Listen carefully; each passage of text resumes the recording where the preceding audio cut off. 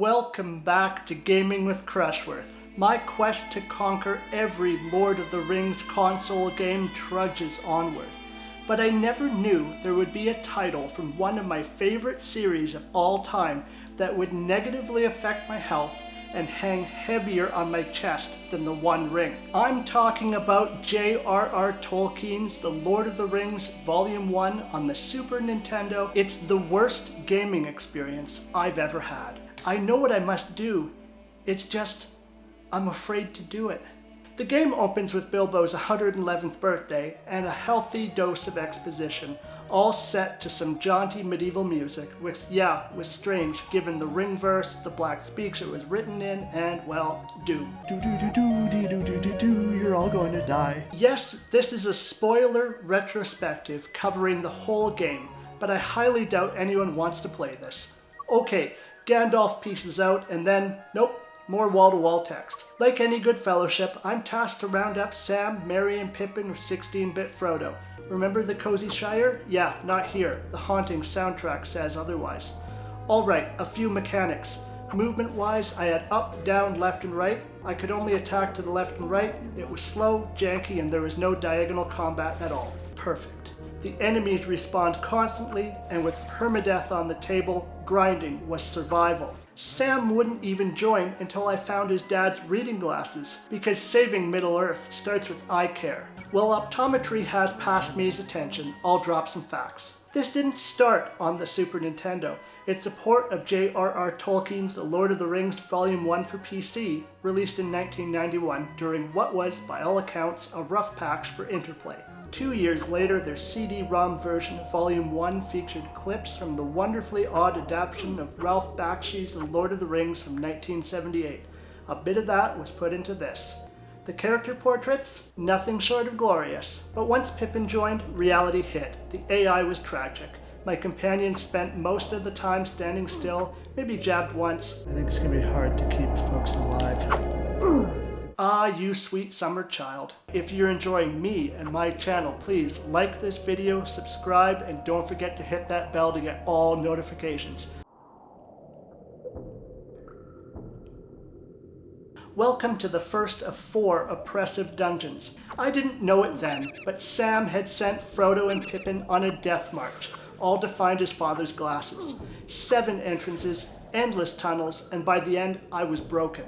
In true old-school PC fashion, there's no mini-map, just tears, my despair, and graph paper. Every room was the same, designs were recycled over and over, and with no light, literally I was stabbing blindly at bats and shadows in darkness only Ungoliant could summon. Healing? A cruel joke. You could only hold one of each item, so every mushroom found in the game's overworld was a blessed event. There was no EXP share, and the game's idea of the player taking control of the other characters meant Frodo just stood there like a gosh darn doofus taking damage. So I condemned Pippin. You're seeing his last moments. Pour one out for Pip, whose flesh melted from his bones. Gandalf didn't even get to call him a fool of a took. Life did that for him. It was all I could do to leave these caves so I could start over again, this time glued to the walkthrough.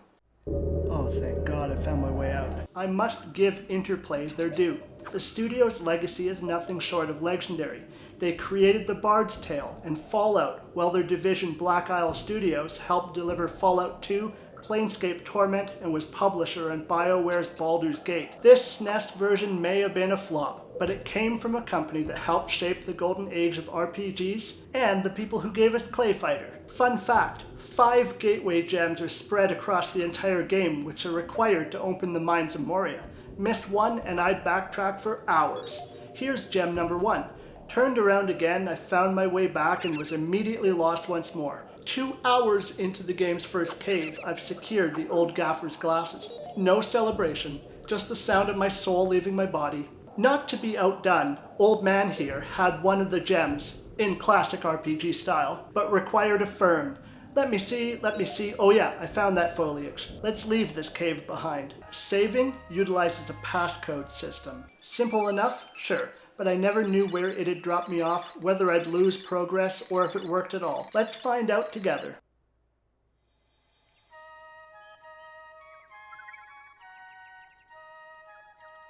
Oh, thank God. Okay.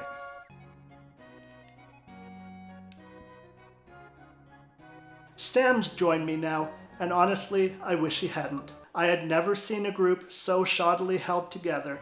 This wasn't party-based gameplay, it's the breaking of the fellowship on repeat. Oh my god, where are you? I got a sinking feeling that I'd need Frodo to be strong enough in case I had to take on the entire game solo. Call it common sense, but I like to see it as my very own Mirror of Galadriel. I know all you Buckleberry heads out there have been waiting for the Buckleberry Ferry, yet because of Questa Fetch, the ferryman wouldn't bring strangers across without a note. Oh yeah, Gildor and Glorian gave me the 3rd gem. Thanks Gildor, you're a real one. I found Farmer Maggot, the giver of note, serene amidst chaos, his farm besieged by orcs. Shrek? Anyone? Oh my god, what's Farmer Maggot doing? He's just sitting there. I've got the note, but I'll just let past me share what he went through.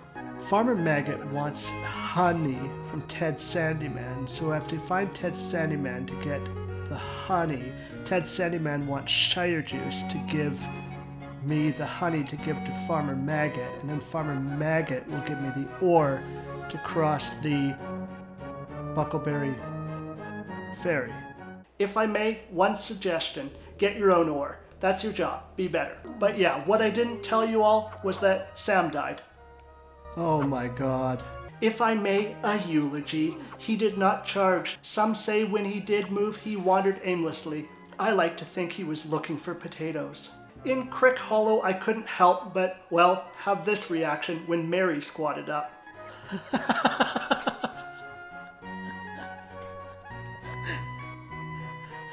Hi, Mary. It's not going well. Still in town, a band of elves tasked me with a grim request. Recover 6 ancient amulets, or have Elrond deem me unworthy to bear the One Ring. I'd say this was a curious stance, considering I'd been carrying it the entire time while he exfoliates in Rivendell. Update, I found the first amulet. It cheapened the whole lost since the first age thing. Meanwhile, Mary was tree-napped by Old Man Willow. I took a short walk north, found Tom Bombadil, listened to his song, walks as nature gave up, and found a book for Elrond. Yeah, perhaps Tom could have stayed with us because Mary died 3 minutes later. Farewell, Mary, son of Saradoc. May your final road be glitch-free, your antics blessed with battle prowess beyond their coding, and may your dagger swing wildly, then strike true. Yeah, 3 of the 4 hobbits who set out from the Shire had died. Hindsight is funny. I initially thought I had a handle on this dungeon, but the Barrow Downs were so big, so mind-bogglingly large, convoluted, and awful that it made the Hobbiton Caves look like child's play. There are 14 sections with between 2 and 10 cave entrances. Again, these led to small caves or vast complex connected systems, and they all looked the same. I was in here for 4.5 hours, so I should get going. Keys, yep, here's the first one. I was attacked by a Barrow Wight, and I was forced to spam heal. Great, just what I needed. More anxiety. The game introduced poison, because walking around a dark cave and being abused by bats and snakes wasn't bad enough. If players are hit by this effect, you're now slowly dying and looking for healing moss while dealing with everything else that makes this game so disastrously hard. Look, I was so far out of whack in these caves that I forgot how directions work. Completely lost, I couldn't even begin to side-eye my walk-through savior. They didn't quite get the twists, go here, leave this entrance, enter here of this fully right, and that's okay. Oh good, the second of Elrond's 6 amulets. I must ask, if the walkthrough hadn't brought me here and said, no seriously bro, slap your key into this tomb, who would? I just don't know what to say anymore. It's just reckless. For the next 30 minutes, I was lost, beset upon by orcs, found solace outside of the depressing fog, plunged back into the fog, found a key, and bemoaned life. This is nuts. I used another key on another tomb, still makes no sense, and not long after I was poisoned. This is the least amount of fun you can have on the Super Nintendo. Alright, let's go. Key, found, big door, unlocked. Another key, found, me, soul crushed and silent for hours. I'd never been in a dungeon this awful with mechanics this bad. There's a funny thing about this chainmail, though I wouldn't discover it until much later. Until then, let's watch this unfortunate sap. I wandered for an age, looking for a key to a door I'd already already found until at last the truth was revealed to me. That armor had a secret. Somehow, it wasn't just a defensive stat boost. My lost key was actually inside the chainmail. It was secret, precious even, hidden deep in the pocketses where game logic died. But if there is a positive, I'm no longer poisoned. Walked as I opened the door with the key I'd unknowingly had for hours. Next, the fourth gem, another key, and the creeping sense that the universe was about to punish me for thinking I had made progress. It'd be the first of many horrific in-game bugs. The key, the only key it could ever be to open this door, was glitched. It didn't work. Minutes went by. I tried it all. Left the screen, returned, did a full SNES restart, typed my last passcode in, lost where I was in my walkthrough, and then, last resort, I had a thought. It was going to be long, painful even. But on a great eagle's wing and a prayer, I set out to find the same keys I'd already collected. In these situations, just heave a sigh and get to it. Maybe, just maybe, the game wouldn't break twice in a row. If it did, everything would have stopped right there in the Barrow Downs. I would know that my cartridge was broken. And now, moment of truth.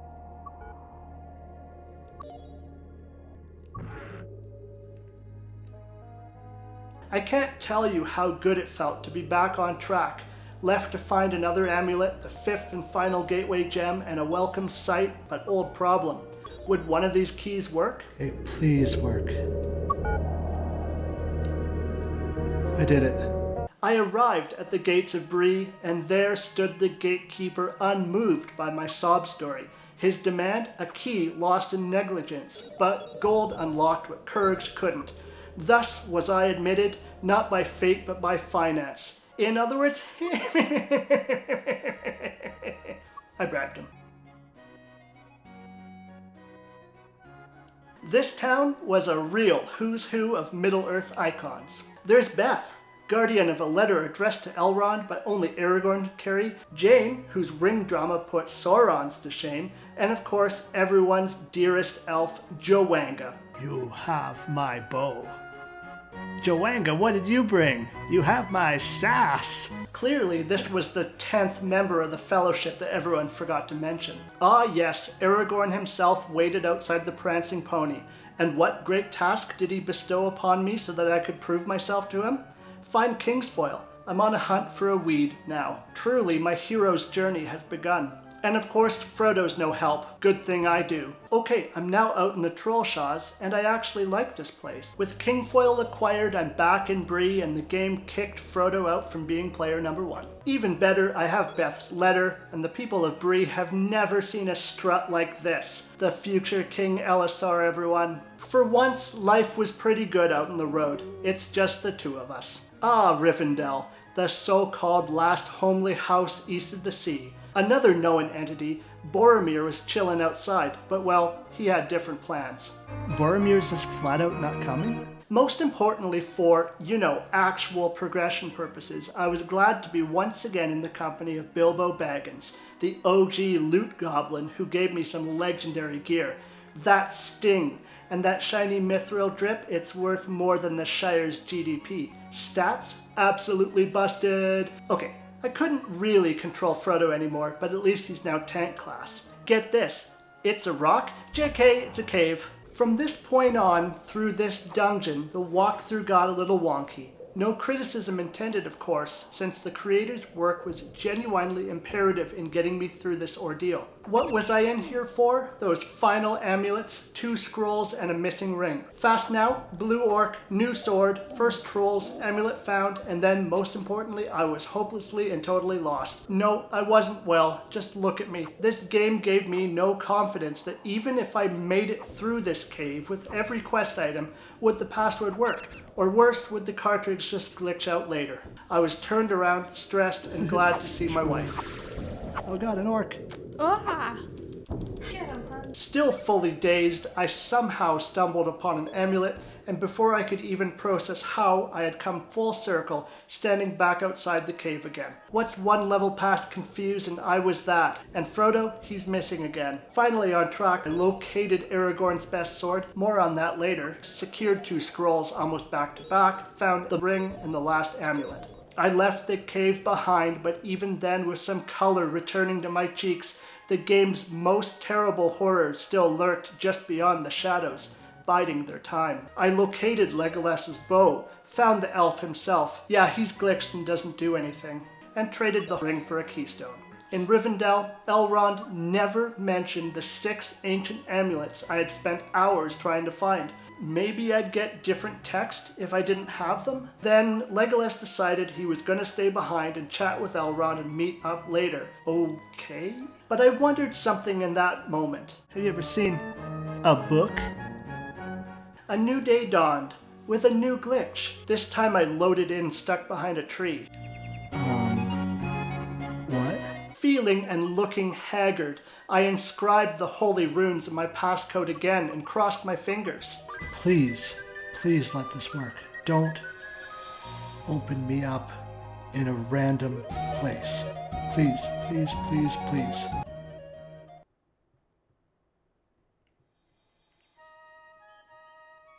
Oh, thank God.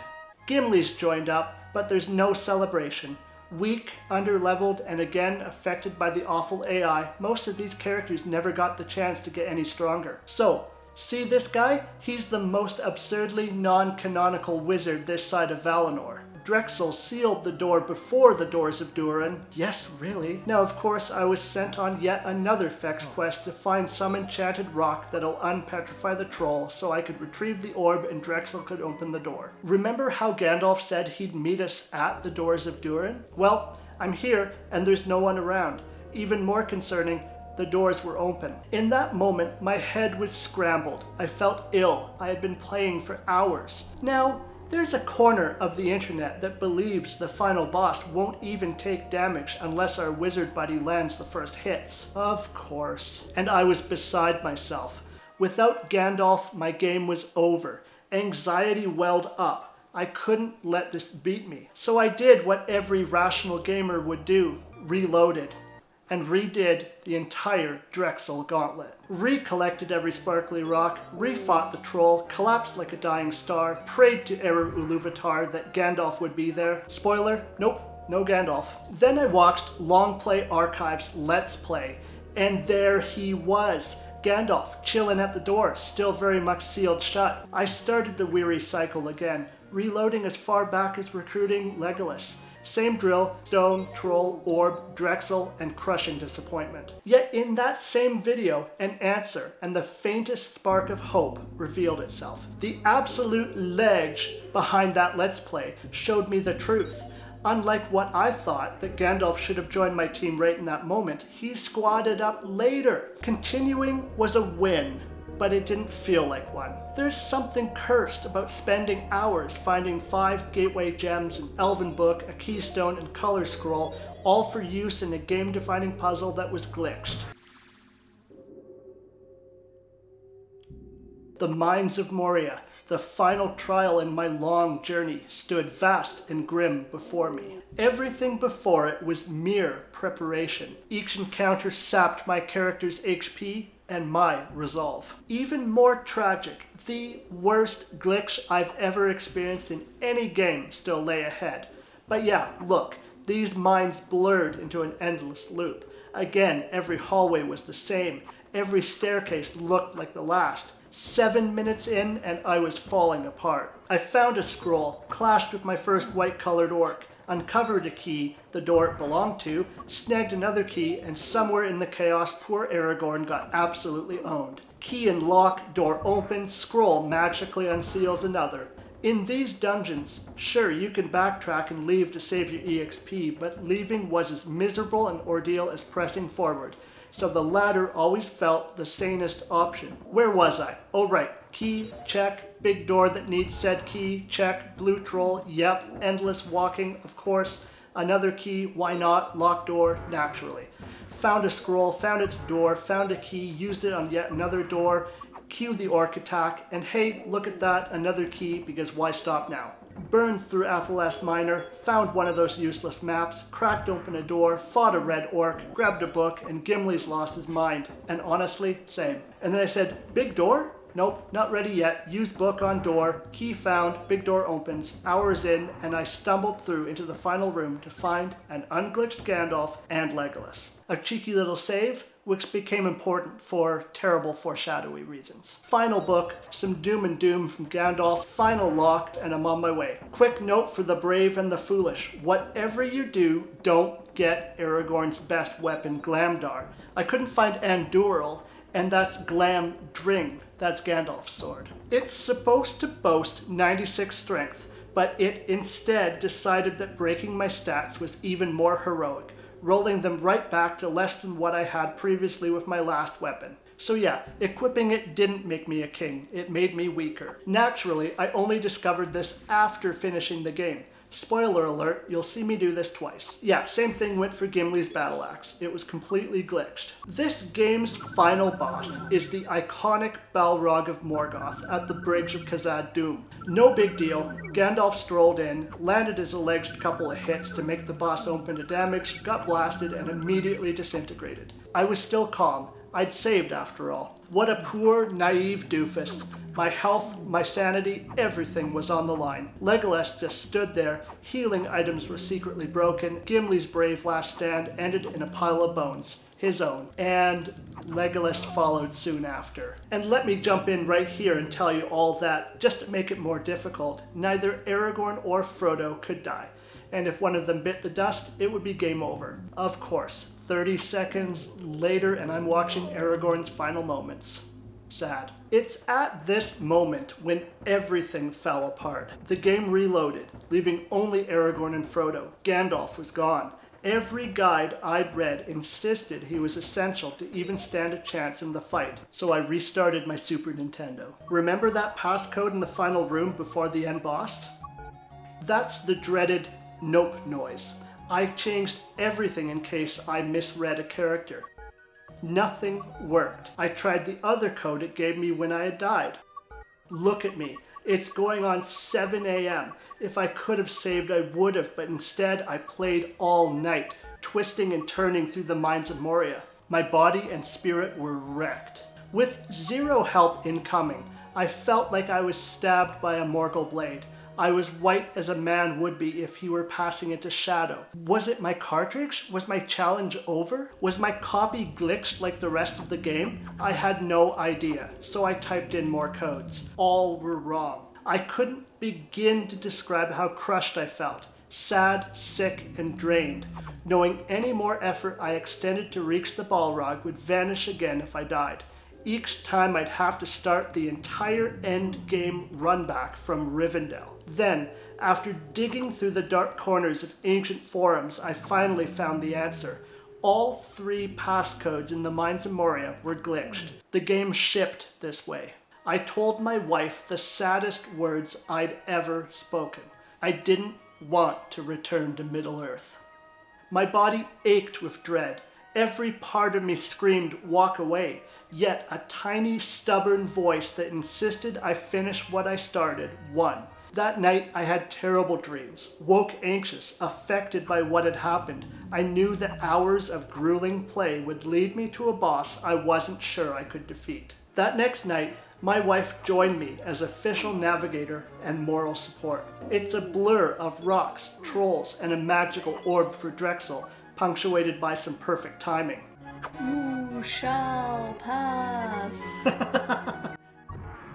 My co-pilot was exactly the game changer I needed. Her calm voice and steady directions kept me going when this experience had me lost, broken, and battered. Still, even with her help, the endless grind of scrolls, stairs, keys, and locked doors started to wear us both down. But we were in it together. Then an unnoticed tragedy struck.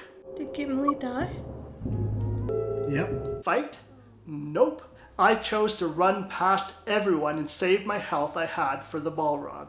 Any mistake could have spelled my defeat. Alright, let's get into it. Another key, a brief tear for Gimli, minor confusion turned to gratitude. Thanks, hon. Okay. Onward we trudged through nondescript Moria. Another key turned and a scroll opened a door. Instructions, key, low, a big door. Further navigation, key, locked door, scroll, self-doubt. I hope I can do this. and I slapped the scroll of Oin on a barred passage like some sacred rite. I'm hollow-eyed and delirious. Key, door, book, door, key, big door, Gandalf. Same glitched sword? Sure, pick it up. No Gimli, no battle axe. Devoid of confidence, I entered the final battle for the second time. The Balrog descended like my nightmare. All fire and devilry, but no wings, okay? This time I tried to control Gandalf, Legolas, and Frodo, but Gandalf was the first to be incinerated. Legolas stood there doing nothing. He soon joined the ever-growing pile of fallen heroes. Then it was just myself and Frodo. My heart hammered like a war drum in my chest.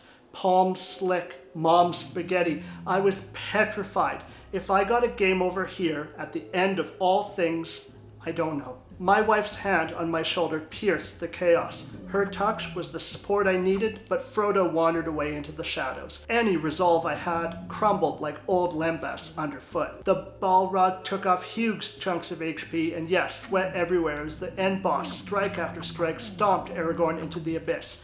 I had to change something, and quick. Then, the fateful call from my wife that changed everything. I would continue with Frodo for a little bit. I found this perfect pocket, a safe spot where the Balrog couldn't reach me, and started chipping away. Each successful strike, a prayer. Then disaster, my hand slipped. One wrong move nearly ended everything. But somehow, through sheer desperation and maybe divine glitching, this happened.